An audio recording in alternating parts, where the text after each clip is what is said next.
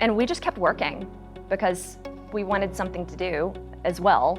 And we were hoping by keeping on working on it that it would finally happen at some point. Like if we put that that energy into the universe and we kept on dancing to Something Rotten, that eventually it would hit the boards at Playhouse, and it finally happened. So our witchcraft worked.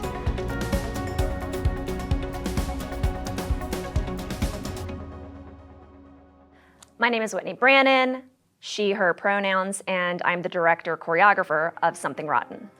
When I initially got called to be the choreographer for this show, I immediately dove into listening to the music, and my assistant and I just started tapping. And we met quite often, like we had a weekly thing for a while where we were just attacking different tap steps, playing, and then we got postponed, of course. And we just kept working because we wanted something to do. And we were hoping by keeping on working on it that it would finally happen. So our witchcraft worked. My initial hit of it was as a choreographer, and I'm gonna honor, whenever I'm working with a director, it's always their vision. It is they're the boss. And so I focused on the ensemble, and I also focused on specific Easter eggs that I wanted to put into it choreographically, because there are so many references in Something Rotten, Shakespearean and musical theater, that we wanted to honor that. And so we just kept on learning and researching and adding in things that we learned from our mentors and their mentors before them. So that was my initial process with Something Rotten, and now that it's come back and I'm on as director choreographer, it is, oh, let me go back and treat this like I've never seen this before. And that's how I approached Something Rotten now, and I'm very excited. I have gotten to go into the script way more now as the director.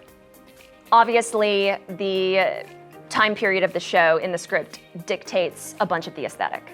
So I know that I wanted to see Tudor boards and architecture and the way that those lines that cut across and split the space. I know that I wanted to see that. I know that either we were going to create a globe or be in a globe, some kind of reference to Shakespeare's theater.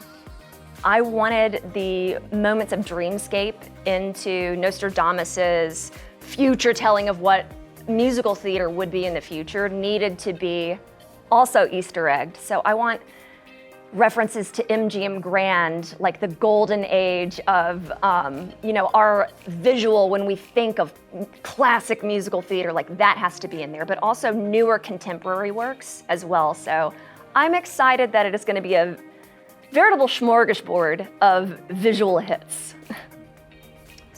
When sorrows come, they come not single spies, but in battalions.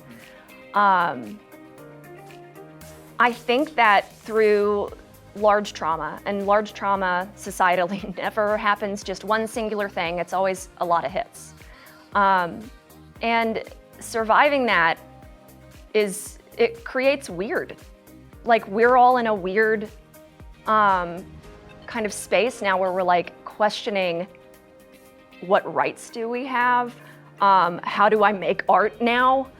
And I feel like the Bottom Brothers and that whole, everybody on that South London street kind of maybe in the same space, and that's kind of what I'm connecting to, is the weirdness and the questioning of what is this, and setting things upside down and creating new art forms. I feel like that's kind of what's happening now. At least I feel like it leads to great breakthroughs. And I feel like that's kind of what is happening in the story of Something Rotten as well. What is this? And breaking through to something new that seems a little weird, but ends up being quite fabulous. It's comedy, and it's hard to cry while watching people tap dance really well. So I can guarantee that audiences will really enjoy the talent that Memphis has, and this show will make them laugh.